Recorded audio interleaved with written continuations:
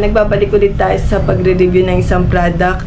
Pasensya na po pala nung mga nakaraang pag nag-upload ako Sunday na medyo late na.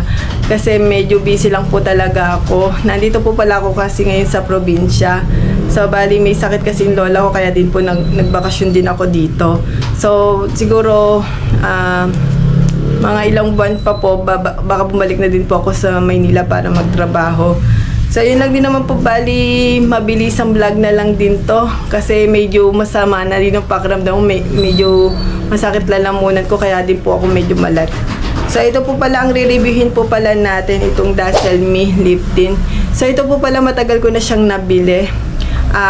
Nabili ko po siya po pala sa Watson, 89 pesos. And then, may apat na shade din po pala ito.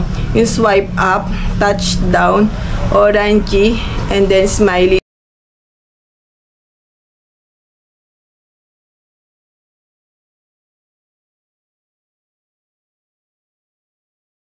Ito po pala Orangey or Orangey, hindi ko sure kung tama yung pagbasa ko, basta 0087 siya yung shade niya. So medyo ma-orange siya, dahil ayoko din po masyado kasing na ma-red tapos ma-pink ganyan. Gusto ko yung may pagka-orange lang. So itatry po natin siya ngayon kung ano yung itsura niya, and then papakita ko din po pala, nag-wear test din kasi ako dito. So, dun po sa pag-wear test ko, sige po, sasabihin ko na din agad.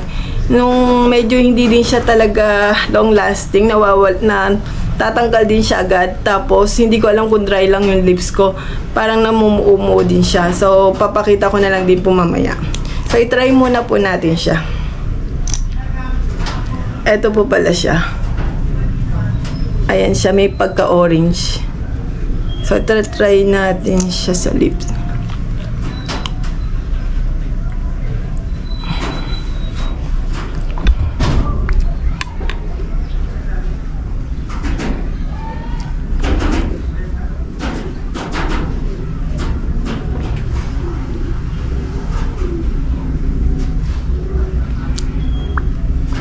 Ganyan siya pag nailagay. So, maganda naman din siya kapag una natin siyang in-apply sa lips natin. Maganda siya. Ayan. Kaya lang hindi siya long-lasting po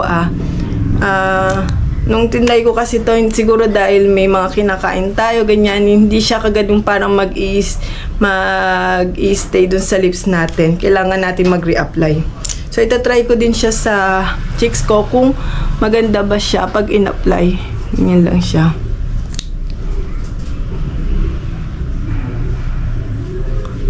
Yan, blendable naman siya. Blendable. Nabe-blend naman siya.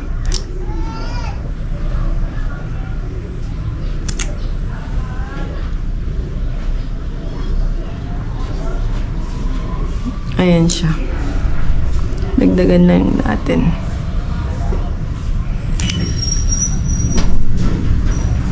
Ayan, nabe-blend naman siya agad. Nailalagay din siya sa cheeks.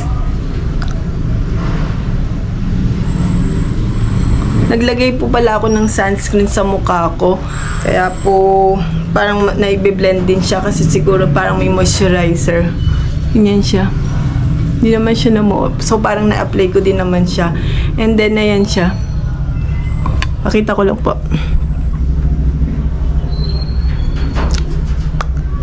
Yan. Mabilis din siyang, parang mabilis din siyang matuyo.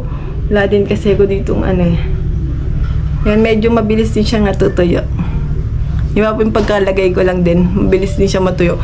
Kaya lang mamaya pagka uminom kayo or kumain kayo, matatanggal din siya agad. Ayan siya. Ito, ganyan siya, hindi siya mabilis matanggal din. Pagka ganito lang. Pero pagka kumain kayo or uminom, natatanggal po siya. Bali, yun lang din naman po pala. Mabilis na review lang talaga. Medyo masakit na talaga ilalamunan ko. So, sa susunod ulit, magbabalik na tayo sa mga pagre-review ng mga product. So, yun lang po pala. Thank you po pala sa panonood. And then, please subscribe din po. Bye-bye po.